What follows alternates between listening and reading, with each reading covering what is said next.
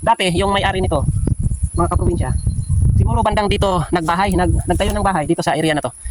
Tapos ngayon sa aking paghukay, mayroon akong dalawang itak mga kaprobinsya. Siguro hindi nila naitatabi.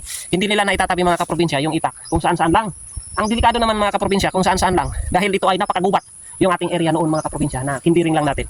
Kung saan-saan lang mga kaprobinsya yung itak mga kaprobinsya. So dalawa yung, hindi lang dalawa. Sa ngayon, nung naghukay ako dito sa ating pagtataniman mga kaprobinsya, ayan o, pagtataniman ng talong, nakahukay ako ng dalawang itak. Ngayon lang maliban noon pa mga kaprobinsya, nung ako'y nagki-clearing dito, may mga itak akong napulot.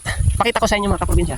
Ito mga kaprobinsya dalawang itak na naman yung napulot ko dito sa aking paghukay. Ayan siguro hirap na hirap sila maghanap nito mga kaprobinsya noon.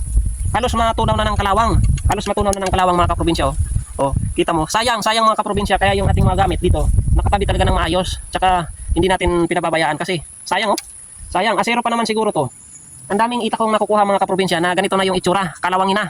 So ang mahirap naman ito mga kaprobinsya kapag hindi natin napansin at nasugatan tayo, napakan natin, nadisgrasya tayo, kalawangin, yung tetano mga kaprobinsya yung nakakatakot kapag ganito, yung na-encounter natin na masugatan tayo. Kaya ito, dito ko lang to yung sa makikita, ayan diyan ko lang mga kaprobinsya para hindi na kung sino man ang dadaan, hindi maapakan. So ayan mga kaprobinsya, so maraming salamat po sa inyo sa nakaka-release sa aking content na buhay probinsya, buhay magsasaka. So shout out po sa inyong lahat at maraming salamat po sa inyo mga kaprobinsya, mga ka-farmers. Buhayin po natin ang mundo ng agrikultura. So maraming salamat po. God bless. Goodbye. Alright.